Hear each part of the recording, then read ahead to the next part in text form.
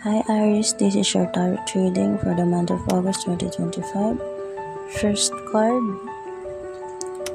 a change in the wind.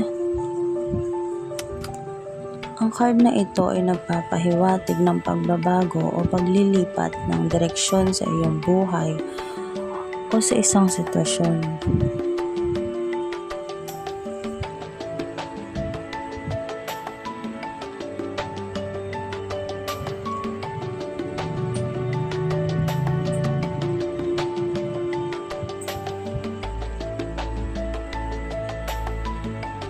Second card, round and round. Paikot-ikot, paulit-ulit na nangyayari sa iyong buhay.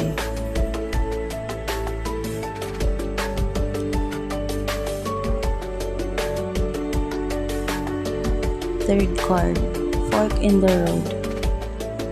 Fourth card, go the distance.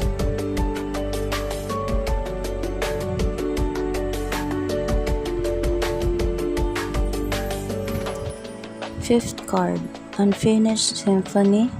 Sixth card, loyal heart. Seventh card, the fates.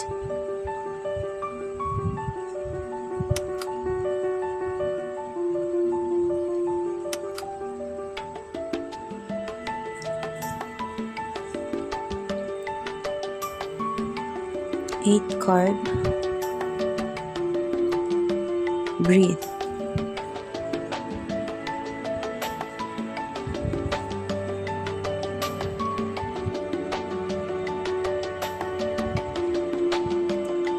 Ito ang mensahe sa iyo, Aries, ngayong buwan ng August 2025.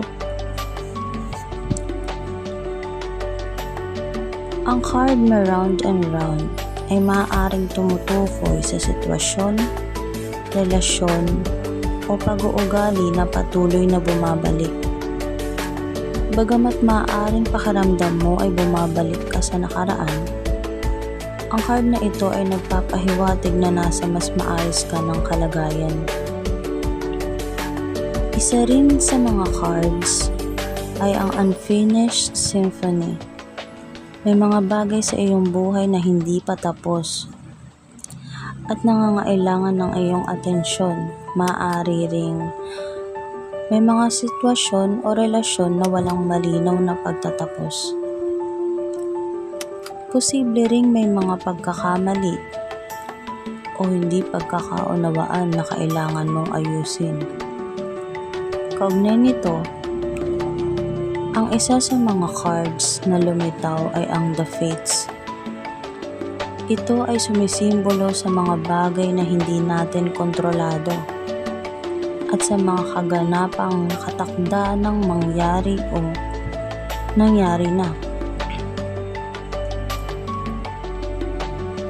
Isa rin sa iyong mga mensahe ay ang card ng fork in the road. Nasa sitwasyon ka na kailangang mamili o gumawa ng isang mahalagang desisyon sa iyong buhay. Ano man ang iyong desisyon o pagpili ay magkakaroon ng malaking epekto sa iyong kinabukasan.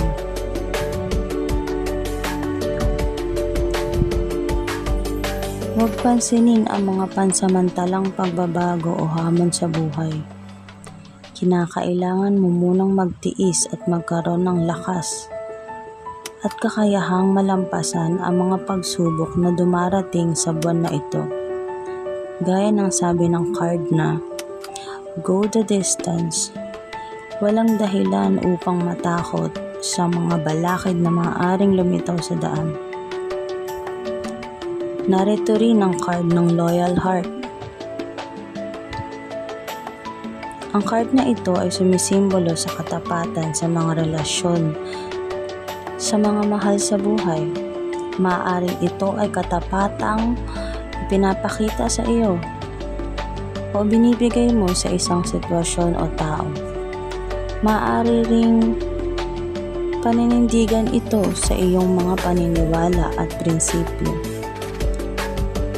Pinapayuhan ka ng card na breathe, na magpahinga, at maglaan ng oras para sa sarili upang makapagmuni-muni at magpakalma ng isip at katawan.